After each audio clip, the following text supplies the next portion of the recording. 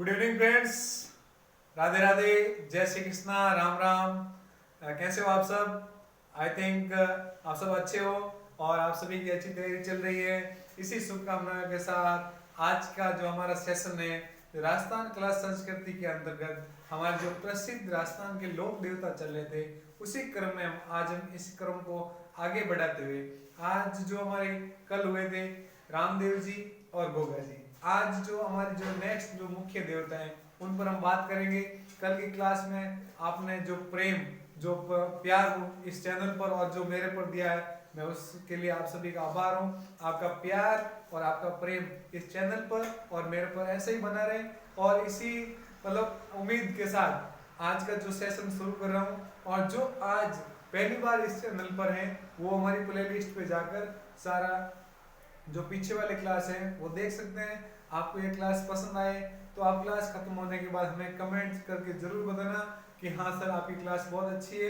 ठीक है, तो अब बिना आपका ज़्यादा समय खराब ना करते हुए हम अपने मुद्दे पर चलते हैं। हम अपने रण इस महाघोष जो संग्राम है उस पर चल रहे हैं। तो आप जल्दी से जल्दी इस चैनल को शेयर कर दो, इस वीडियो को लाइक कर दो और कमेंट करके बता दो कि हाँ सर आज की क्लास शुरू कर दी जाए। मैं आपके इंतजार हूँ, आपके हाँ बोलते ही मैं क्लास शुरू कर दूंगा। ठीक है, तो शुरू कर देते हैं। बिल्कुल आपके कमेंट आ रहे हैं कि हाँ सर शुरू कर दो, तो चलो ठीक है शुरू करते हैं।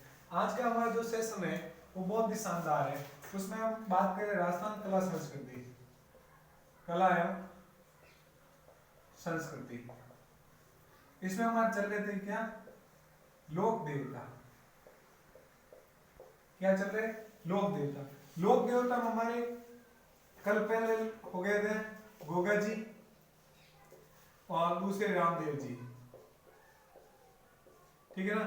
और कल का जो मैंने जो आपका जो प्यार जो इस चैनल पर दिया है उससे मुझे एक पॉजिटिव एनर्जी मिली, जिससे मैं आपको हर समय कुछ ना कुछ नया देता रहा। आज हम इसी क्रम में हम जो है पंचपीर की बात कर रहे थे। तो मारवाड़ जो हमारी लघु कथाएं, लोक कथाएं, जो हमारी धार्मिक मान्यता, उनमें पंचपीर में कौन कौन है? गोगा जी, रामदेव जी, हड़बू जी, मेहा जी, पाबू जी। ठीक है ना, ये 5 पीर है। तो 2 पीर इन पर हमने कल चर्चा कर ली। आज हमारा जो नेक्स्ट है उस पर हम बात करेंगे पाबू जी। ठीक है ना, पाबू जी पर हम बात कर रहे हैं, जो हमारे प्रसिद्ध लोक देवता, जो हमारी मारवाड़ की पावन धरा पर इन्होंने एक अपनी अमिट छाप अपने कार्य के अनुसार।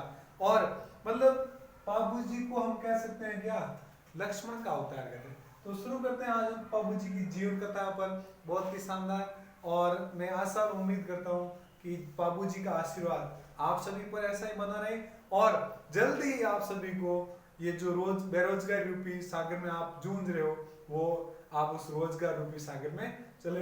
इसमें मैं पाबू जी से आप विनती करता हूँ कि जो मेरे प्यारे विद्यार्थी हैं उन सभी की मनोकामनाएं पूरी करें।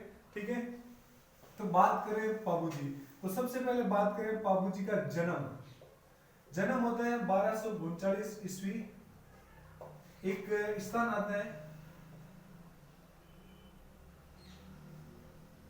कोलुमंड, कोलुमंड फड़ौदी जोधपुर।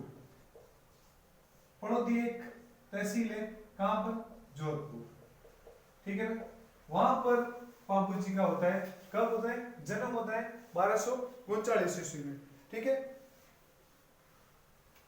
अब पाबू जी, इनके पिताजी का नाम, पिता कौन है? धनदाल जी।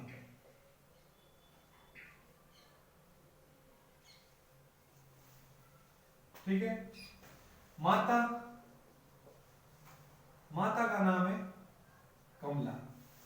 ठीक है, पाबू जी का जन्म हो जाता है 1239 कोलुमंड के गांव में, कोलुमंड गांव है फलोदी में। और ये कोलुमंड वही है जिसमें हम कल बात की थी अपने गोगा जी का विवाह हुआ था। ठीक है ना, कोलुमंड। तो कहा जाता है पाबू जी जो गोगा जी का विवाह हुआ था तो वो कहीं ना कहीं पाबू जी के रिश्तेदार, सगे संबंधी थे। ठीक है ना, अब हम बात करेंगे आगे। इनकी जो पत्नी है सुप्यादे फूलन। ये कहाँ की है? अमरकोट। अमरकोट पर हमने कल भी बात की थी। कल क्या बात की थी? अमरकोट में रामदेव जी का विवाह हुआ था, ठीक है ना। तो अमरकोट में कौन है? सूरजमल सोढा। सूरजमल सोढा की पुत्री। कौन? सुप्रियादे फूलन। ये सूरजमल सोढा की पुत्री थी, ठीक है। कहाँ के थे ये? अमरकोट। अमरकोट वर्तमान में कहाँ है? अमरकोट वर्तमान में पाकिस्तान में, ठीक है। याद रखना, पूछ लिया जाएगा कि अमरकोट कहाँ है, तो अमरकोट वर्तमान पाकिस्तान में, ठीक है। अब बाबूजी क्यों प्रसिद्ध हुए थे? बाबूजी को क्या कहा जाता है? मारवाड़ में सबसे पहले, अब इसके हम चलो एक एक पॉइंट टू पॉइंट पढ़ेंगे। मारवाड़ में सर्वप्रथम ऊंट लाने का श्रेय, मारवाड़ में सबसे सर्वप्रथम ऊंट लाने का श्रेय किसको देते हैं? बाबूजी को। यानी मारवाड़ में सबसे पहले ऊंट कौन लेके आए? बाबूजी, ठीक है ना। और बाबूजी के ऊंटों की जो देखभाल कौन करता था? देखभाल, जो बाबूजी ऊंट लाते थे उनकी देखभाल करता था हड़मल रेबारी। हड़मल रेबारी नाम का एक व्यक्ति था, ठीक है, जो बाबूजी के जो ऊंट थे उनकी देखभाल करता था, उनको चराना, उनको पानी पिलाना, सारी व्यवस्था वो करता था। एक बार इसे स्क्रीनशॉट ले लो, फिर हम ऊपर से शुरू करते हैं, ठीक है, ताकि आपको लिखने में परेशानी नहीं हो, ठीक है। तो हम बात करें कला संस्कृति में किसकी? लोक देवताओं की। लोक देवताओं में कल हमने पढ़ लिए थे गोगा जी और रामदेव जी, वो आपको अच्छे से समझ में आ गए। अब बात करें बाबूजी। बाबूजी का जन्म होता है 1239 में कोलोमंड फड़ौदी जोधपुर में। जोधपुर राजस्थान का एक बहुत ही ऐतिहासिक स्थल है जिसको मारवाड़ के नाम से भी जाना जाता है। इसके पिता है धनलाल जी, माता का नाम है कमला, पत्नी का नाम है सुप्रियंदे, जो सूरजमल सोढा की पुत्री है। और सूरजमल जी कहाँ के हैं? अमरकोट पाकिस्तान के। और मारवाड़ में सर्वप्रथम ऊंट लाने का श्रेय किसको दिया जाता है? बाबूजी को दिया जाता है। कई बार पूछा गया है क्वेश्चन, एग्जाम की दृष्टि से वेरी इंपॉर्टेंट है। कई बार पूछा गया है कि मारवाड़ में ऊंट लाने का श्रेय किसको दिया जाता है? तो वो दिया जाता है बाबूजी को, ठीक है। और जो बाबूजी ऊंट लेके आते थे उनकी देखभाल कौन करता था? वो हड़मल रेबारी करता था, ठीक है। ऊंट में ऊंटों का पालन देवासी या रेबारी नामक जाति करती थी। यदि ऊंट का पालन एक विशेष जाति है, ये देवासी, इनको हम रेबारी भी कहते हैं, ये ऊंट का पालन बहुत ज्यादा करती है। इसमें ऊंट में एक रोग पाया जाता है, इसमें एक रोग होता है सर्रा, वेरी इंपॉर्टेंट है, ठीक है ना, वेरी इंपॉर्टेंट कर दो इसको। सर्रा रोग होता है जो ऊंटों में होता है। ये रोग होता है तब बाबूजी की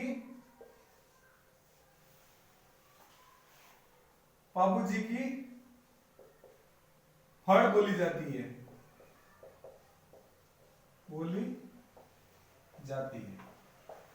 ठीक है ना। बाबूजी की फड़ बोली जाती है। बाबूजी की फड़ सबसे लोकप्रिय है।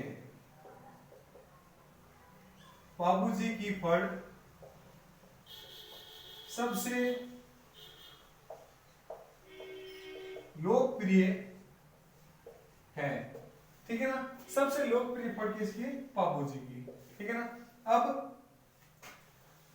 बात करते हैं बाबूजी की फड़, मतलब ऊंट ठीक होने पर, ऊंट ठीक या स्वस्थ होने पर बाबूजी की फड़ का वाचन बोपा व बोपी द्वारा रावण हत्ता वाद्य यंत्र, रावण हत्ता वाद्य यंत्र के साथ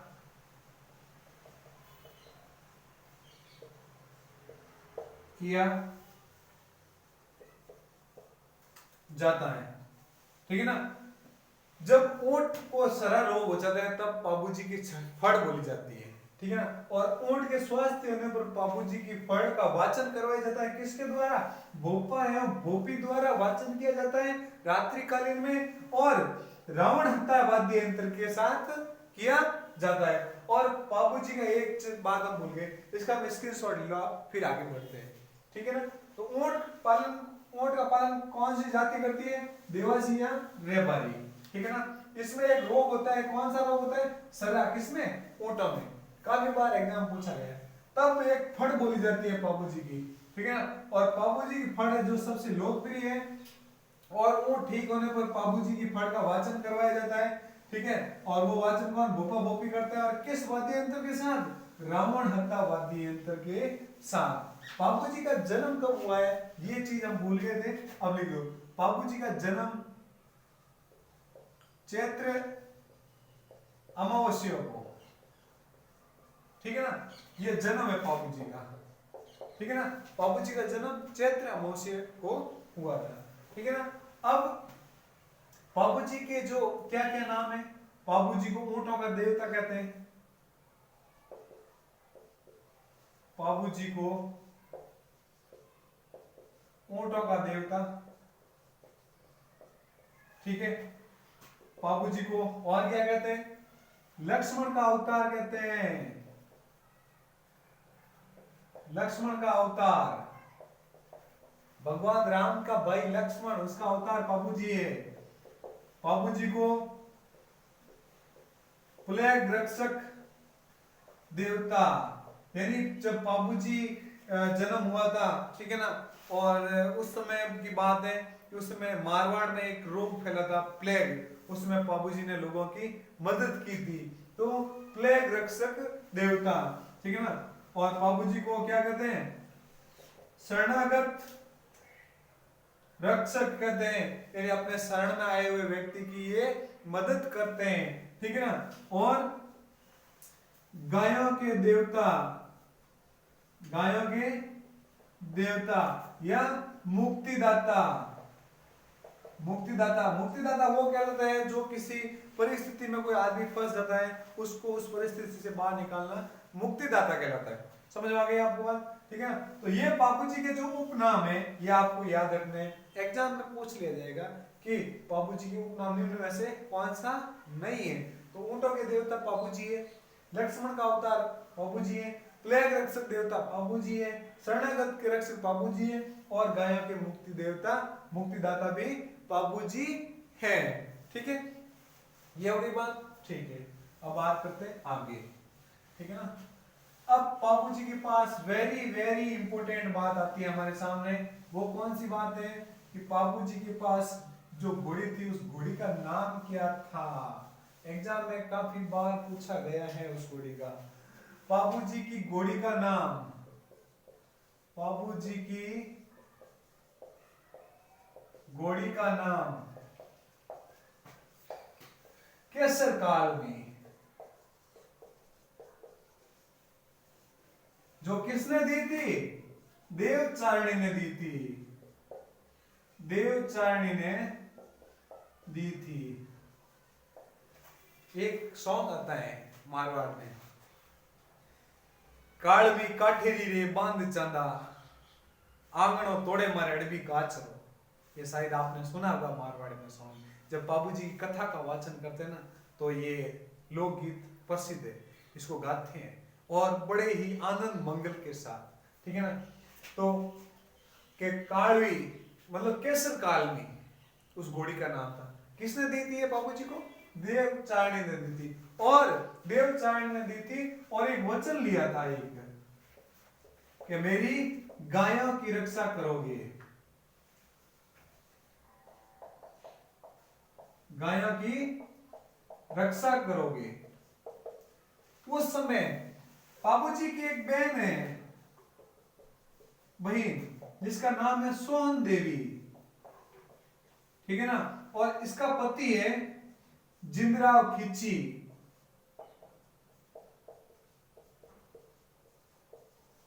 ठीक है ना।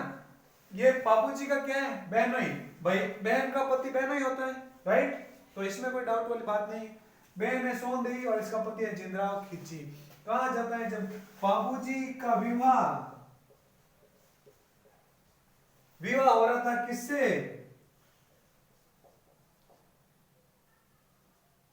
सुपियन से, ठीक है ना। विवाह किससे हो रहा था, सुप्यार फुलुम से, सुप्यार, सुपन नहीं सुप्यार है, और कंफ्यूज था, फुलर से, ठीक है ना। तब कहा जाता है कि उसी समय मतलब बाबूजी का विवाह हो रहा था अमरकोट में, विवाह करने के लिए गए हुए थे, और उसी समय पीछे जिंदराव खिची ने देवचारणी की गायों को हड़प लिया था, मतलब उनको अपने कब्जे में ले लिया था। तब वचन दिया था, वचन के मतलब अनुसार देवचारणी सुगन चिड़ी का रूप धारण करके वहां जाती है, और जब सुगन चिड़ी वहां जाती है तो बाबूजी को पता चल जाता है कि देवचारणी किसी ना किसी मुसीबत में, किसी न किसी परिस्थिति में है, ठीक है ना। तब बाबूजी के 3 फेरे हुए थे, 3.5 फेरे, ठीक है ना, 3.5 फेरे हुए थे। और हमारे हिंदू समाज में 7 फेरे होते हैं विवाह के रस्म के, ठीक है ना। 7 फेरे हमारे पूरे होते हैं तब हमारा विवाह संपन्न होता है। तब बाबूजी ने बीच में ही तलवार से जो अपना जो छेड़ा छेड़ी कहते हैं उसको, ठीक है ना, जो गठबंधन कहते हैं उसको हिंदी में, ठीक है ना। मारवाड़ जब चौरी में भाई दूल्हा दुल्हन बैठते हैं, बींद बींदड़ी बैठे हुए, ठीक है, तो मतलब छेड़ा छेड़ी बांध दिया करे, आप मारवाड़ी में कहा करे, और हिंदी में कहे गए कि गठबंधन करो सा, ठीक है। तो वो छेड़ा हो जो बाबूजी तलवार काट दियो, और जिन टाइम तलवार काट दियो उन टाइम सगला जो ससुराल वाला वे सब कहो, वे सब कहो कि भाई हमारे से क्या गलती हो गई, या हमारी बेटी में कुछ कमी है, या हमारे जो खातिरदारी में कुछ कमी रह गई है। तो बाबूजी ने कहा कि आपकी बेटी में कोई कमी नहीं है, मैं वापस आऊंगा आपकी बेटी से शादी करने के लिए, लेकिन मुझे अभी इसी वक्त देवचारणी की सहायता के लिए मुझे जाना होगा, क्योंकि मैंने उसको वचन दे रखा था। तो एक उपाधि और भी आती है, वचनबद्ध व्यक्ति है ये, वचनबद्ध, कौन, बाबूजी, ठीक है ना। बाबूजी ने देवचारणी को वचन दिया था कि जब भी तेरे ऊपर मुसीबत आ जाए मुझे उस समय याद कर लेना। और वहां से बाबूजी इस कैसे काल में घोड़ी को लेकर जिंदराव खिची से युद्ध करने आ जाते हैं, और वहां उस भयंकर युद्ध में एक जोधपुर के पास देचू स्थान है, देचू गांव है, देचू जोधपुर, वहां पर युद्ध करते हुए वीर गति को प्राप्त होते हैं, कौन, बाबूजी महाराज, ठीक है ना। तो बोले बाबूजी महाराज की जय, ठीक है ना। तो अब बाबूजी पर और क्या बात थी, बाबूजी की घोड़ी आ गई केसर काल में, ठीक है ना, किसने दी, देवचारणी ने दी थी। बाबूजी के नाम उपनाम आपके सामने आ गए, ठीक है ना। मारवाड़ में सबसे पहले ऊंट लाने का श्रेय किसको दिया जाता है, बाबूजी को दिया जाता है। ऊंट में किस प्रकार का रोग पाया जाता है, सरल रोग पाया जाता है, राइट, ठीक है, ठीक है। और बाबूजी की फड़ सबसे लोकप्रिय फड़ है। कब उसका वाचन किया जाता है, जब मतलब ऊंट का जो रोग हो जाता है, स्वास्थ्य खराब हो जाता है, तब बोली जाती है। और ऊंट के स्वस्थ होने पर बाबूजी की फड़ का वाचन करते हैं, वो वाचन करते हैं। और रावण हत्ता, विशेषकर याद करना, रावण हत्ता नामक वाद्य यंत्र से वाचन करते हैं, ठीक है ना। यहाँ तक आपको सारी बातें समझ में आ गई, बिल्कुल समझ में आ गई। तो इस वीडियो को आप जल्दी से जल्दी शेयर कर दो, ठीक है ना। क्योंकि देखो आज मैं इतना अच्छा पढ़ा रहा हूँ आपके सामने, तो आपका भी तो फर्ज बनता है ना कि हाँ सर, वैसे आज कम से कम एक स्टूडेंट 10 स्टूडेंट को ज्वाइन करवाए, लाइव चैट चल रहा है उसमें ज्वाइन कराओ उसको, ठीक है ना। आप किसी को शेयर ही नहीं करोगे तो भी पता कैसे चलेगा कि सर कितना अच्छा पढ़ा रहे हैं, ठीक है ना। और आपके रिस्पॉन्स देते जाओ कि सर नहीं सर कोई चीज कहीं कमी रह जाती है तो आप कमेंट बॉक्स में बताओ, ठीक है। तो यहाँ तक कंप्लीट हो गया आपका, ठीक है, स्क्रीनशॉट ले लो फिर आगे बढ़ते हैं, ठीक है।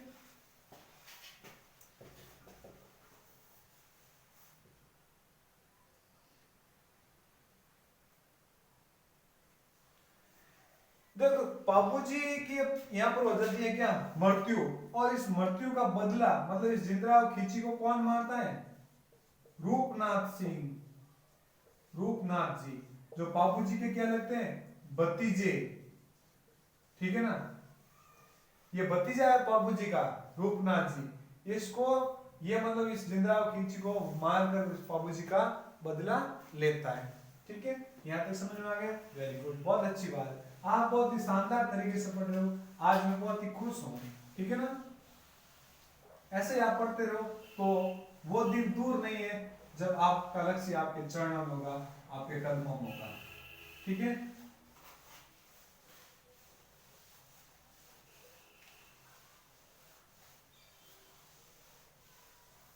और कल से आपके बीच रामनिवास सर आ रहे हैं, ठीक है ना, शीतकालीन उनके अवकाश हो गए, तो जो सरकारी में सेवा देते देते आपके बीच आ रहे हैं और इतने दूर से आ रहे हैं, उनके लिए मैं हमेशा उनका ऋणी रहूंगा, ठीक है ना, आभारी रहूंगा, सिर्फ और सिर्फ आप सबके लिए आ रहे हैं, ठीक है ना, आपका भी कर्तव्य है कि आप उनको ज्यादा से ज्यादा सपोर्ट करें। अब बात करें बाबू प्रकाश ग्रंथ, एक ग्रंथ आता है बाबू प्रकाश ग्रंथ, ये कौन लिखता है, आसिया मोटा जी, ये इसका ग्रंथ लिखते हैं, ठीक है ना। बाबू जी का मेला, मेला कब पड़ता है, चैत्र अमावस्या को, कहां पर बढ़ता है, कोल्लू मंड, फड़ोदी में, और यहाँ पर एक नृत्य होता है, कौन सा नृत्य होता है, इस मंदिर में थाली नृत्य होता है, नृत्य होता है, और इनका प्रतीक क्या है, प्रतीक है अश्वरोही व बाला, ठीक है ना, इनका प्रतीक चिन्ह है, ठीक है ना। और बाबूजी को सबसे ज्यादा कौन सी जाति पूजती है, रेबारी जाति, रेबारी जाति अपने आध्यात्मिक देवता के रूप में पूजते हैं, आध्यात्मिक देवता, ठीक है ना, जो प्रमुख देवता होता है ना उसमें, ठीक है ना। थाली नृत्य हो गया, मेला हो गया चैत्र अमावस्या को, कोलूमंड फलोदी में बढ़ता है, ठीक है ना, और बाबू प्रकाश ग्रंथ आसिया मोटा जी लिखते हैं। तो बाबू जी पर हमारा जो आज की क्लास थी वो हमारी खत्म हुई। अब हम नेक्स्ट बात करेंगे, जो हमारे नेक्स्ट पंच पीर में आते हैं, कौन आते हैं, मंगलिया मेहा जी, ठीक है ना, मंगलिया मेहा जी पर बात करेंगे हम, ठीक है, किस पर बात करेंगे, मंगलिया मेहा जी पर। यहां तक क्लास समझ में आ गई है तो आप शेयर कर दो, तब तक मैं आपके कमेंट देख लेता हूं, ठीक है, जल्दी से कमेंट करो, समझ में आ गया कि आपको, हाँ सर बिल्कुल समझ में आ गया। मेहा जी मंगलिया पर बात करेंगे अब, ठीक है,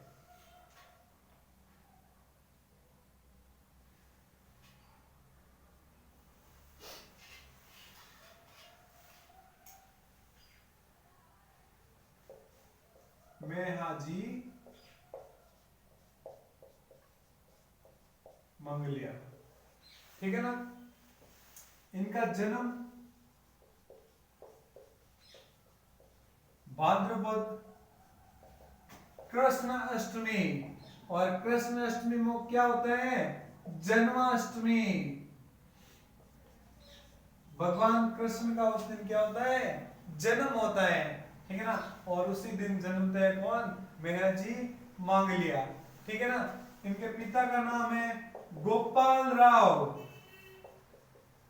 सांखला, ठीक है ना, पिता है गोपाल राव सांखला, और इनका जो लालन पालन हुआ था, लालन पालन नन्याल में हुआ था, नन्याल में हुआ था। इनके पास एक घोड़ा था, घोड़ा काफी बार एग्जाम में पूछा गया, किरण काबरा, किरण काबरा काफी बार पूछ लिया गया एग्जाम में। राजस्थान पुलिस 2018 के अंतर्गत ये क्वेश्चन आया था कि किरण काबरा घोड़ा किसका था, तो मेहाजी मंगलिया का था। ठीक है ना, वेरी इंपॉर्टेंट है। ठीक है,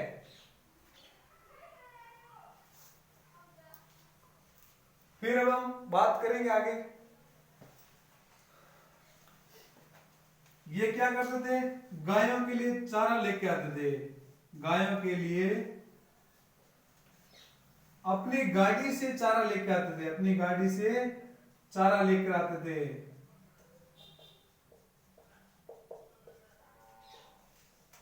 ठीक है ना, अपनी गाड़ी से क्या लेके आते थे, चारा। ठीक है, और कौन सी गाय, जो बूढ़ी गाय हैं, जो विकलांग हैं, जो अपाहिज है, उनके लिए। ठीक है ना, इसके इस मंदिर में इनकी क्या पूजते हैं, इसके गाड़ी की पूजा होती है, पूजा होती है। किसकी पूजन होता है, गाड़ी की पूजा होती है, जो छकड़ी होती है ना, उसकी पूजा होती है। ठीक है ना, अब हम बात करेंगे इस आगे। यहां तक समझ में आ गया।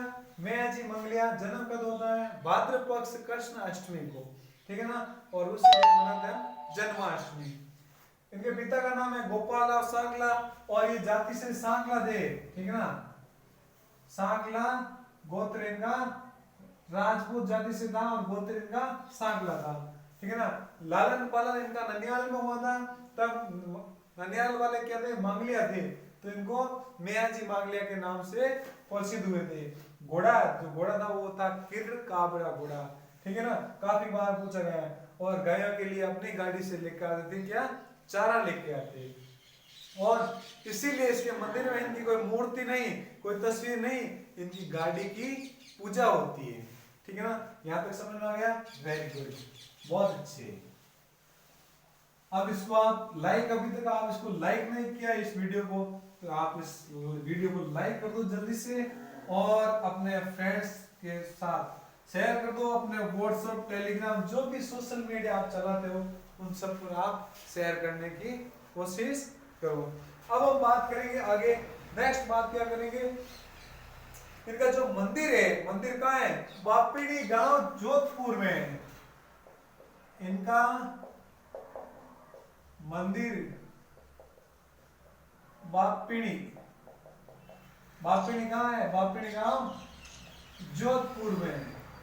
ठीक है ना, इनके जो पुजारी हैं, पुजारियों का वंश नहीं बढ़ता, इसलिए वो पुत्र को गोद में लेते हैं, गोद में लेते हैं। यानी जो इनके पुजारी है, उनका वंश नहीं बढ़ता है, और वो पुत्र क्या लेते हैं, गोद लेकर अपना वंशज बढ़ाते हैं। अब मेहाजी मंगलिया का किसके साथ युद्ध होता है, तो जैसलमेर का एक शासक है रणकदेव, रणकदेव जैसलमेर का बाटी शासक, जिससे गायों को छुड़ाते हुए युद्ध में शहीद हो जाते हैं, शहीद हो जाते हैं। कौन, मेहाजी मंगलिया। यहां तक आपको समझ में आ गया, वेरी गुड। ठीक है, और इनके जो भोपा है, और हाँ, इनके जो समकालीन जो शासक था जोधपुर का, मारवाड़ का, राव चूड़ा को इसने तलवार भेंट की थी, राव चूड़ा को इन्होंने तलवार भेंट की थी। ठीक है ना, इसके समय समकालीन शासक कौन था, और वो तलवार मतलब एक चमत्कारी तलवार थी, जिसे राव चूड़ा युद्ध के समय अपने साथ में रखता था। तो यह बात होगी हमारी मंगलिया मेहाजी पर। ठीक है ना, और अब बात करेंगे हम आगे, हमारा जो लास्ट पंच पीर में बचा है वो है हड़बूजी। हड़बूजी किसके पुत्र थे, मेहाजी मंगलिया का ही पुत्र है। ठीक है ना, तो इसलिए मैंने पहले मैया जी मांगलिया को करवाया था ताकि आपको कंफ्यूज ना हो। फिर आपको सर बेटे को पहले पढ़ा दिया और बाप को बाद में, ठीक है ना। तो मैं भी तो समझता हूँ आपका कंफ्यूज दूर करना ही मेरा परम धर्म कर्तव्य है, ठीक है ना। अब बात करेंगे हम किसका, हड़बू जी का।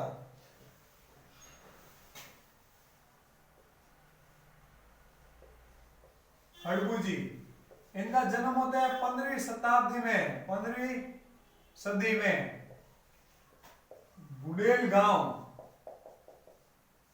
नागौर में, ठीक है ना।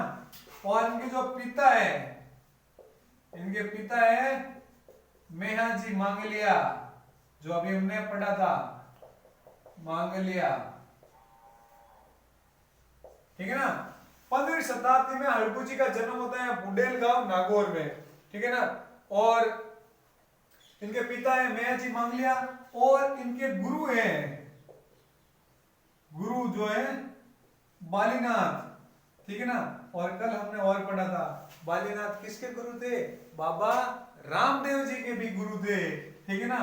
और इसलिए ये आपस में मौसेरे भाई हुए थे, मौसेरे भाई है ये, कौन मौसेरे भाई, कौन रामदेव जी और हड़बू जी, रामदेव जी और हड़बू जी, ठीक है ना। अब मेहरजी मांगलिया के समय जो मारवाड़ का शासक था राव चूड़ा, और इसके समय शासक था कौन, राव जोधा, राव जोधा इनके समय मारवाड़ का शासक था, मारवाड़ का शासक था। और हड़बू जी ने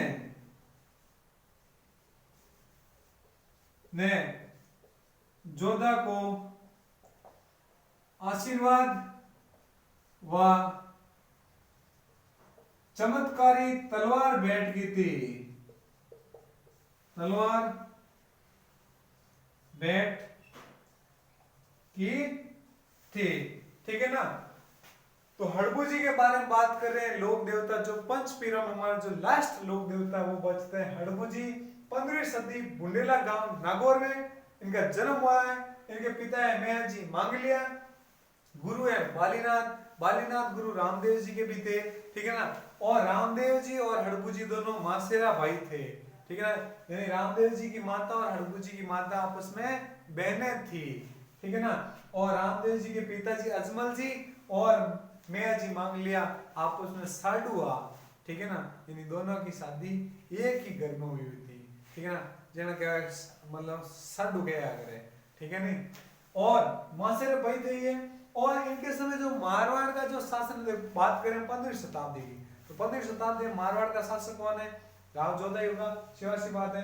तब हड़बू जी ने राव जोधा को एक चमत्कारी तलवार भेंट की थी और साथ ही साथ उन्होंने आशीर्वाद दिया कि आपका जो शासन है वो हमेशा लंबे समय तक चलेगा, ठीक है ना। तो यहाँ तक बात आपको समझ में आ गई है, तो इसको मैं साफ कर देता हूँ। बिल्कुल सर, आप कमेंट बॉक्स में जल्दी जल्दी बता दो आज मजा आ रहा है या नहीं आ रहा है। देखो इतनी अच्छी क्लास है, हंसते हंसते मुस्कुराते हुए करते हैं, ठीक है ना। अरे ये तो हड़बू जी, बाबू जी, रामदेव जी बहुत ही मतलब मान लोग तो अपन वहां से इतना पर्चा। बाकी आज टेमरा रामदेव जी हड़बू जी के ही नाम है, ठीक है। लोगों ने भलो करना दूर है, रात रात होते होते ही कहे कि भी नहीं यूं कर दूं, भी नहीं यूं कर दूं, भी नहीं यूं कर दूं, ठीक है ना। लेकिन ये तो देखो इसलिए तो इनको पंचपीर कहा गया है, ठीक है ना। यानी देव मनुष्य रूपी देवता कहा गया है इनको, ठीक है ना। आज हम बात करें कि कल मतलब नेक्स्ट हम पढ़ेंगे तेजा जी पर। तो तेजा जी एक तो वे हा, ठीक है, जो को मतलब नाग देवता ने वचन दियो कि भाई मैं गाया छोड़ने जा रही हूँ लाचा गुजरी रही, और गया छोड़ान पाचो आन में आप मम्मी मात हाजिर हो जाऊंगा, ठीक है। और तेजा जी गया छोड़ा और शरीर पूरो लुआन एड़ो पूरो लथपथ एड़ो खून, तो भी तेजा जी बेटा आया और नाग देवता ने कहो कि भाई अब तुम उन्हें डस सके, और यदि आज आला तेजा जी हुए तो हम ही खजे नाग देवता ने, ठीक है नहीं। हाँ कसम से सामने मतलब नाग देवता क्या वो तो उनके वश में है नहीं, बाकी शेष नाग को ही खत्म कर दे, ठीक है ना।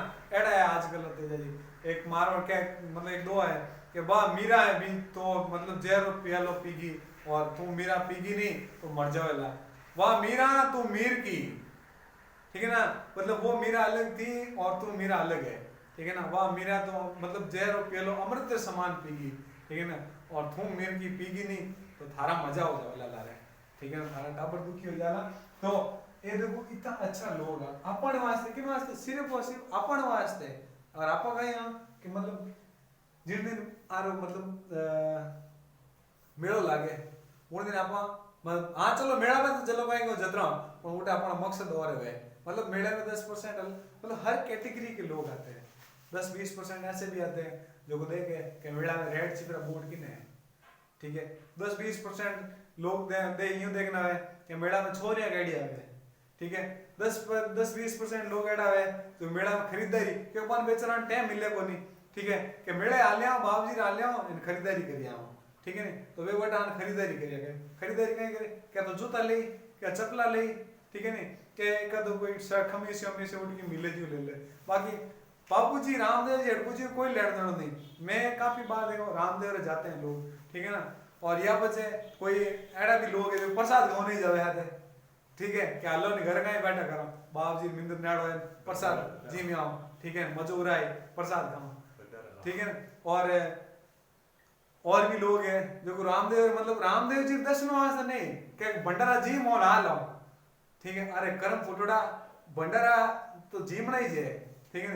यदि एक बार यदि रामदेव जी दर्शन दे दिया नहीं तो थाने तो भंडारा ही चाहिए, पर हमारी बात नीति एडी है कि भंडारा में खाओ और भंडारा में नाच ले नाच, ठीक है नहीं, तो वे પછી એડા ही जवे रामदेव जी मन एड़ा ले नाच करते ही दर्शन देवे, ठीक है।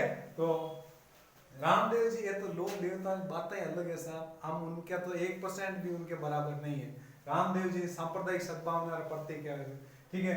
गोगा जी ने मतलब सर्पों का देवता कहवे, क्यों कहवे, उनमें विशेषता है, उनमें अपनी खुद की, ठीक है ना, वो खुद क्या कह सकते हैं एक सिद्ध पुरुष योगी पुरुष, ठीक है ना। हड़कू जी भी एक सिद्ध पुरुष है योगी पुरुष है, ठीक है ना। तो हम बात करेंगे आगे, यहाँ तक मैं आपको साफ कर देता हूँ, ठीक है। क्या लगे सर ज्ञान बनो दो, अरे ज्ञान की कमी मारना को नहीं है, बस लेने वाला कमी है, ठीक है नहीं। आप आओ गंदी मारे फेस टू फेस मिलन में आपने ज्ञान पूरा भंडार भरियो हमारे में कूट भरियोड़ो हमारे में ज्ञान, ठीक है ना। आप ये मत सोचो कि सर के ज्ञान की कमी है, कूट भरियोड़ो है, बस जिस दिन उजागर हो गया ना उस दिन तूफान आ जाएगा, ठीक है ना। बात करते हैं आगे, ये जो हड़कू जी है जो चमत्कारी पुरुष है, शकुन शास्त्र के ज्ञाता है, देखो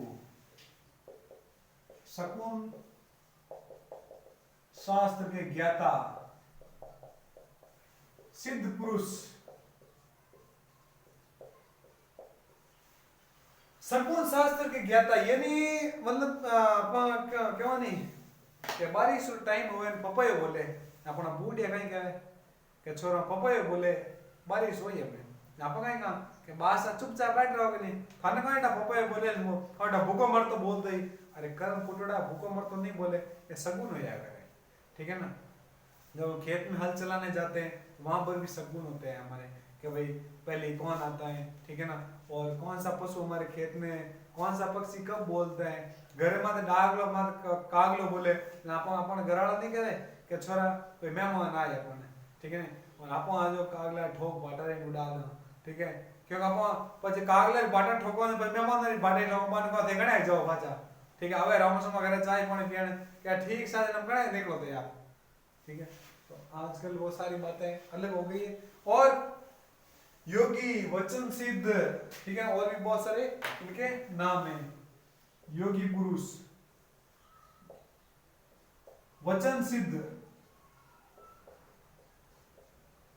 ठीक है ना, ये इनके नाम है। शकुन शास्त्र के देवता कौन है, शकुन शास्त्र के ज्ञाता या शकुन शास्त्र के देवता कौन से कहलाते हैं, हड़कू जी कहलाते हैं, ठीक है ना। यहाँ तक आपको सारी बातें समझ में आ गई। हड़कू जी की जो सवारी थी वो थी क्या, सियार इनकी सवारी थी। देखो प्रत्येक देवता की अलग अलग, जैसे माता दुर्गा की शेर की सवारी, तेजो जी घोड़े पर है, ठीक है ना, बाबू जी घोड़े पर है, इनके घोड़े के अलग अलग, कोई अश्व पर है, ठीक है ना, सभी के अलग अलग सवार है। लक्ष्मी माता लक्ष्मी बत्तख पर सवार है, ठीक है ना। भगवान शिव नांदिया माते सवार है, विष्णु भगवान शेष नाग माते सवार है, ठीक है ना। तो हर देवताओं की अलग अलग सवारी है। तो सियार इनकी मतलब सियार इनका जो इसके ऊपर ये सवारी करते थे, ठीक है ना। अब बात करेंगे आगे। और इनके भी मंदिर में घाटी पूजी जाती है, ठीक है ना।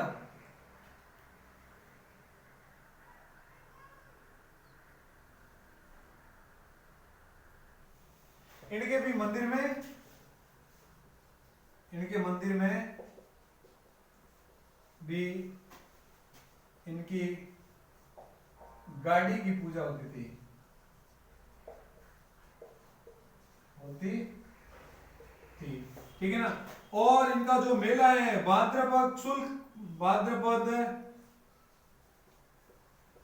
शुक्ल माह में लगता है, माह में लगता है, ठीक है ना।